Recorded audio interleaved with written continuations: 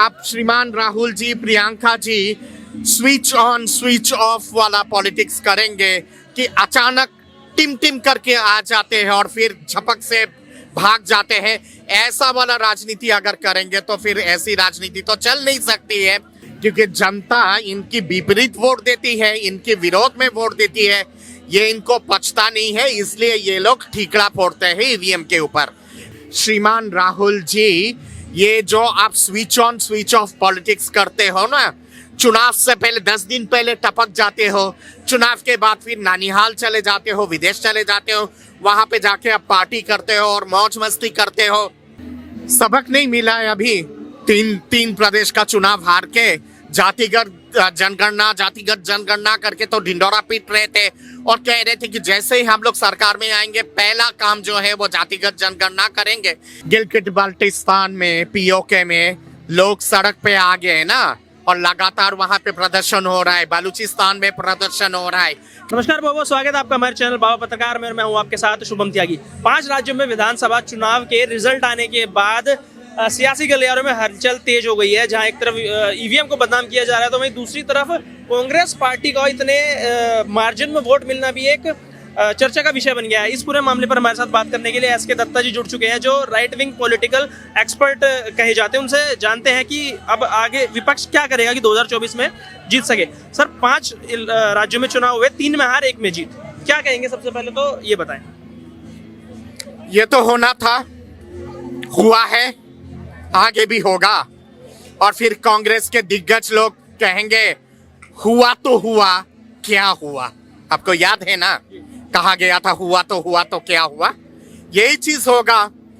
सवाल यहाँ पे ये है कि मैं खुद भी चिंतित हूं कि एक सक्षम प्रजातंत्र के लिए एक सक्षम विपक्ष होना भी बहुत आवश्यक है, क्योंकि सक्षम विपक्ष अगर नहीं होता है तो प्रजातंत्र सही तरह से चल नहीं सकता है। पर अगर विपक्ष इतना कमजोर है, इतना लाचार है और इतना ही एक तरह से कुंठित है, तो हम लोग विपक्ष को गोद में बिठा के थोड़ी ना राजनीति सिखा सकते हैं और थोड़ी ना राजनीति उनको सिखाएंगे। विपक्ष को कैसे सक्षम बनाया जाए, विपक्ष को कैसे बुलंद बनाया जाए, ये तो श्रीमान राहुल जी और प्रियंका जी को देखना चाहिए। आप श्रीमान Rahul ji, Priyanka ji switch on switch off वाला पॉलिटिक्स करेंगे कि अचानक टिम टिम करके आ जाते हैं और फिर झपक से भाग जाते हैं, ऐसा वाला राजनीति अगर करेंगे तो फिर ऐसी राजनीति तो चल नहीं सकती है। और इसीलिए इतना करारी हार हुआ है कांग्रेस पार्टी की। जहां बात आती है ये जो शगुफा इन लोगों ने बनाया है ना, इंदी, मैं कहता हूं कि ये इंदी पिंदी रवाल पिंडी है, क्योंकि इनके अंदर ना कोई एक तरह का कॉन्क्रीट एक सोच है, ना कोई कॉमन मिनिमम एजेंडा है, ना उसके साथ साथ ये लोग आपस में लामबंद होके लड़ना चाहते हैं। आपने देखा होगा मध्य प्रदेश में समाजवादी पार्टी और कांग्रेस पार्टी के बीच में किस तरह की लड़ाई हुई थी चुनाव से पहले। ऐसा ही लड़ाई तमाम विपक्ष के पार्टियों के बीच में हो रहा है। आज 6 दिसंबर है, सारे देश को तो सबसे पहले जय श्री राम, ऐतिहासिक दिन है ये, और राम मंदिर का भव्य मंदिर बन रहा है और 22 तारीख को जनवरी में उद्घाटन होगा। उसके बाद तो ये देश राममय हो जाएगा। तो इस राममय वाले चीज पे विपक्ष बेहतरीनी पार कर सकता है कि नहीं, ये देखना पड़ेगा। सर, मेरा सवाल ये होगा कि जैसे आंकड़े निकल कर आए हैं कि कांग्रेस पार्टी को 4 करोड़ 90 लाख वोट मिले हैं, वहीं भारतीय जनता पार्टी को 4 करोड़ 80 लाख वोट मिले हैं। तो एक तरफ बोला जा रहा है कि ईवीएम हैक है, दूसरी तरफ इन्हीं आंकड़ों पे भरोसा किया जा रहा है कि हमको तो 10 लाख वोट भारतीय जनता पार्टी से मिलेंगे। तो जनता कहीं ना कहीं कंफ्यूज हो गई है। क्या कहना क्या चाहती है कांग्रेस पार्टी? देखिए, सच्चाई ये है कि जनता को भरोसा नहीं है इनके ऊपर, इसीलिए इनको भरोसा नहीं है ईवीएम के ऊपर, क्योंकि जनता इनकी विपरीत वोट देती है, इनके विरोध में वोट देती है। ये इनको पचता नहीं है, इसलिए ये लोग ठीकरा फोड़ते हैं ईवीएम के ऊपर। मैं सवाल पूछना चाहता हूं सोनिया जी से, और मैं सवाल पूछना चाहता हूं श्रीमान राहुल जी से। तेलंगाना में आप जीते, तो क्या तेलंगाना में आपने क्या आंख मार के ईवीएम को हैक किए थे क्या, जिसके चलते आप जीत गए थे? उससे पहले कर्नाटका आप जीते थे, तो उस समय क्या आपने हैक किया था क्या ईवीएम को? या फिर हिमाचल में जब आप जीते थे तो उस समय क्या ईवीएम के अंदर आपने वायरस छोड़ दिया था क्या, कांग्रेस वाला वायरस, जिसके चलते आप लोग जीत गए थे? जब आप जीते हैं तो फिर तो ईवीएम शानदार, और ईवीएम का गुणगान गाना और हरे कृष्णा हरे राम ईवीएम का। और जब ईवीएम के चलते आप हारते हो क्योंकि ईवीएम में आपकी मुताबिक वोट नहीं पड़ता है, क्योंकि जनता आपकी बातों से सहमत नहीं होता है, तब आप कहते हो कि ईवीएम हरी बोल हरी बोल। इस तरह का दोगला नीति तो चल नहीं सकता है। एक तरफ आप कह रहे हो कि हमें तो ज्यादा वोट मिला है भाजपा से, और दूसरे तरफ आप प्रश्न चिन्ह लगा रहे हो ईवीएम के ऊपर। एक बात पे अटल रहो ना, या तो कहो कि ईवीएम के दुरुपयोग किया जा रहा है, और ईवीएम का दुरुपयोग अगर हो रहा है तो आपको जो ज्यादा वोट मिला है वो भी कहीं ना कहीं पे हैक करके मिला है फिर आपको। और अगर ईवीएम सही है और आपको अगर ज्यादा वोट मिला है भाजपा के हिसाब से और उसका जय जयकार कर रहे हो, तब तो ईवीएम भी सही है और ईवीएम के माध्यम से नतीजा भी जो है वो भी सही है। श्रीमान राहुल जी, ये जो आप switch on switch off politics करते हो ना, चुनाव से पहले 10 दिन पहले टपक जाते हो, चुनाव के बाद फिर नानिहाल चले जाते हो, विदेश चले जाते हो, वहां पे जाके आप पार्टी करते हो और मौज मस्ती करते हो।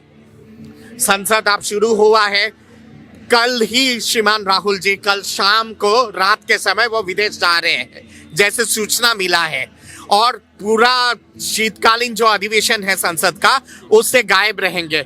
हर पार्लियामेंट सेशन में जब भी पार्लियामेंट का सेशन शुरू होता है श्रीमान राहुल जी गायब रहते हैं, और पार्लियामेंट सेशन खत्म होने के बाद फिर श्रीमान राहुल जी वापस देश में आते हैं।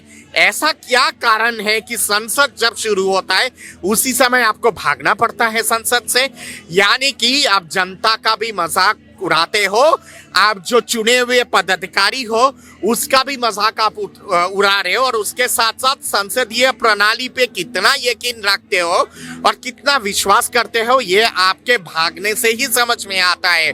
प्रियंका जी इन दिनों बहुत ज्यादा आ रही है, यूपी के दौरान कहती थी लड़की हूं तो लड़ सकती हूं, मध्य प्रदेश में जाके बस अब तो हमारी सरकार आ ही गई है, राजस्थान में वही चीज, आप छत्तीसगढ़ में वही चीज, चारों तरफ घूम घूम के चिल्ला चिल्ला के छाती फाड़ के आप रैलीज कर रहे थे। मैं ये नहीं कहता हूँ कि रैलीज मत करो, करो रैली, पर चुनाव के बाद अचानक कहाँ गायब हो गई है प्रियंका जी? चुनाव खत्म हुआ, प्रियंका जी गायब, चुनाव खत्म हुआ, श्रीमान राहुल जी गायब। सोनिया जी से जब संसद के सामने जब आपके मीडिया कर्मी कल पूछते हैं कि सोनिया जी आप क्या वजह है कि कांग्रेस की इतनी करारी हार हुई है, सोनिया जी ऐसे गंदे नजर से देख के पत्रकार की तरफ जैसे कि पत्रकार ने बहुत बड़ा गुनाह कर लिया ये सवाल पूछ के, और फिर संसद के अंदर चली जाती है। अरे आपकी नैतिकता नहीं बनती है जब पत्रकार का जवाब दो, आपकी नैतिकता नहीं बनती है कि इसका समीक्षा करो, आपकी नैतिकता नहीं बनती है कि किस वजह से हारे हो उसका सही तरह से आकलन करो। केवल सरकार के ऊपर एक तरह से ठिकरा फोड़ना, जनता के ऊपर ठिकरा फोड़ना और ईवीएम पे प्रश्न चिन्ह लगाना, ये तो कहीं ना कहीं पे एक छुपम छुपाई वाला जो खेल है वो चीज है, हाइड एंड सीक वाला खेल।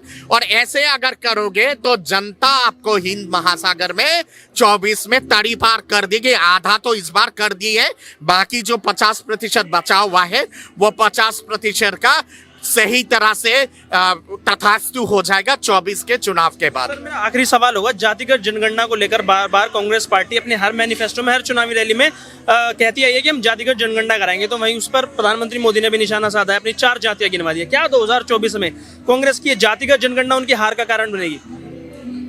सबक नहीं मिला है अभी, तीन प्रदेश का चुनाव हार के जातिगत जनगणना करके तो ढिंडोरा पीट रहे थे और कह रहे थे कि जैसे ही हम लोग सरकार में आएंगे पहला काम जो है वो जातिगत जनगणना करेंगे। ऐसा झटका जनता ने दिया, ऐसा थप्पड़ जनता ने दिया है, उसके बाद भी समझ में नहीं आया। जातिगत जनगणना को लेके इतना ही ज्यादा आप इंटरेस्टेड हो, 60 साल आप सरकार में रहे और 60 साल में कितने बार सेंसस हुआ है? सेंसस में हमेशा जातिगत जनगणना होता है, वो उजागर नहीं होता है। आपकी जब सरकार थी तब आपने उल्लेख क्यों नहीं किया था जातिगत चीजें, क्यों, कौन सा जाति कितना है, प्रतिशत कितना है, उसका उल्लेख तो करना चाहिए था ना। 2014 से पहले तक तो आप ही तो सरकार में थे, उस समय आपने तो किया नहीं है। आप एक नया शगुफा लेके आए हो। 19 से पहले Rafale Rafale Rafale Rafale Rafale, ऐसा राफेल किए कि राहुल फेल हो गए। FAIL हुआ, उसके बाद आपका टूल किट आ गया, किसान आंदोलन आ गया, सारे चीजें संयोजित प्रयोजित में था विदेश से, उससे करारी हार हुआ चुनाव में। फिर उसके बाद एक और मुद्दा लेके आ गए कि नहीं हमें तो ये चाहिए, हमें तो वो चाहिए, और आप जातिगत जनगणना लेके शगुफा छोड़ रहे हैं। 24 में जनता बहुत ढंग से जातिगत जनगणना पे भी बहुत ढंग से मुंह तोड़ जवाब देगी, और 24 के बाद फिर ये लोग बैठ के कीर्तन गाएंगे। नहीं, मैं गलत बोल दिया हूँ, कीर्तन नहीं, क्योंकि सनातन धर्म को तो मानते नहीं है।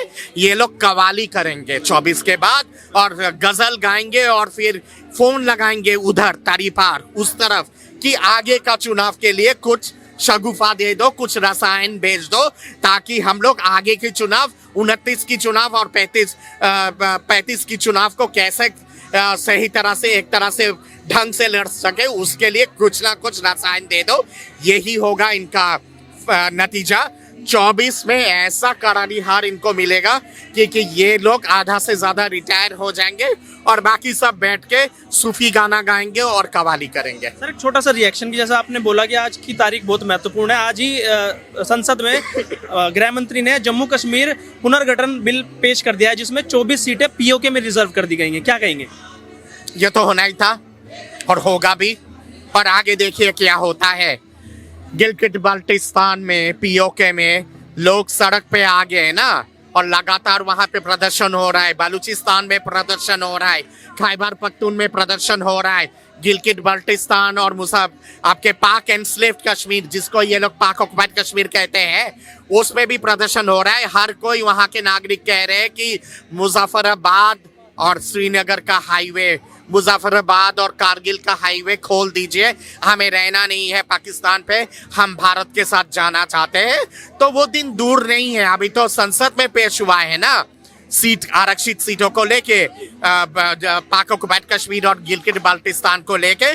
देखते जाइए आगे आगे क्या होता है। जल्दी ही गिलगित बाल्टिस्तान और पाक ऑक्युपाइड कश्मीर भारत माँ के उस पे वापस आएगा, और ये जो भारत माँ का जो ताज है जो अभी अधूरा है, वो ताज पूरा हो जाएगा, और बहुत जल्दी गिलगित बाल्टिस्तान और पाक ऑक्युपाइड कश्मीर भारत के झोली में वापस आएगा, क्योंकि वो भारत का अभिन्न हिस्सा था, हिस्सा है और हिस्सा रहेगा। और उसको हम लोग साम धाम दंड वेद के माध्यम से, चाहे जैसे भी हो, बातों के माध्यम से, बातचीत के माध्यम से, अंतर्राष्ट्रीय पटल के माध्यम से, या फिर जबरन अगर सेना के माध्यम से लेना है, सेना के माध्यम से भी लेंगे, पर लेंगे जरूर।